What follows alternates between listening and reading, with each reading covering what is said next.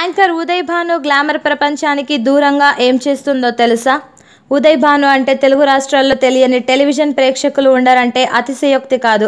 ఎందుకంటే చిన్నపిల్లలను అడిగినా ఆమె గురించి టక్కున చెప్పేస్తారు. అంతగా పాపులర్ అయింది.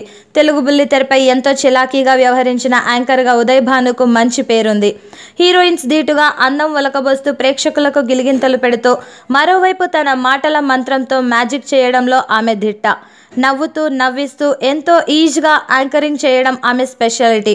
ఇక సినిమాల్లోనూ ఉదయ్ భానుకు మంచి పేరే ఉంది. అది డాన్స్ రియాలిటీ షో కావచ్చు, సినిమాల ఆడియో ఫంక్షన్ అయినా సరే యాంకర్గా ఉదయ్ భాను స్పెషాలిటీనే వేరు. ఇక ఈమె మొదట్లో సినిమా రంగంలోనే అడుగుపెట్టింది. కానీ అక్కడ ఇమడలేక బుల్లితెరకు చేంజ్ అయ్యింది. ఇక అడపాదడపా సినిమాల్లో నటించినప్పటికీ యాంకరింగ్కే తొలి ప్రాధాన్యం ఇచ్చింది.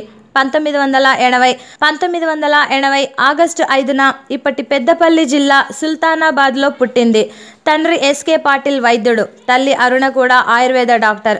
ఇక ఉదయ్ భానుకి ఓ సోదరుడు ఉన్నాడు. అయితే మంచి కవి కూడా. ఆయన ఎస్కే పాటిల్ పెన్నెం ఉదయ్ భాను.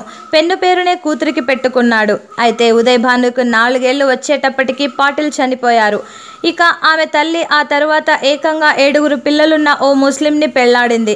ఆ విధంగా బాల్యంలోనే ఎన్నో కష్టాలు పడ్డ ఉదయ్ భానుకి 15వ సంవత్సరంలోనే ఓ ముస్లిం వ్యక్తితో పెళ్లైన ఆ బంధం ఎక్కువ కాలం నిలవలేదు. ఇక 10వ తరగతి చదివే సమయంలోనే ఎర్ర సైన్యం మూవీలో ఛాన్స్ రావడంతో హైదరాబాద్ వచ్చిన ఉదయ్ భాను ఆ తర్వాత ఎలా ఎదిగిందో అందరికీ తెలిసిందే.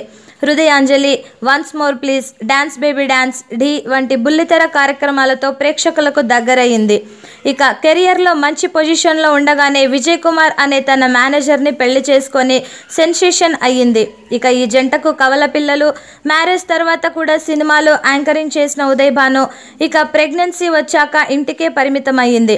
2 ఏళ్ల క్రితం కవల పిల్లలకు జన్మనిచ్చిన ఉదయ్ భాను నీతోనే డాన్స్ అనే రియాలిటీ షోతో రీఎంట్రీ ఇచ్చింది. అయితే మళ్ళీ కనిపించని ఆమె ఇంటి పట్టునే ఉంటూ పిల్లల బాగోగులు చూసుకుంటూ భర్త వ్యాపారంలో సహకారం అందిస్తుంది. తెలుగు రాష్ట్రాల్లో ఆమెకు ఇప్పటికీ పాపులారిటీ చెక్కు చెదరలేదు.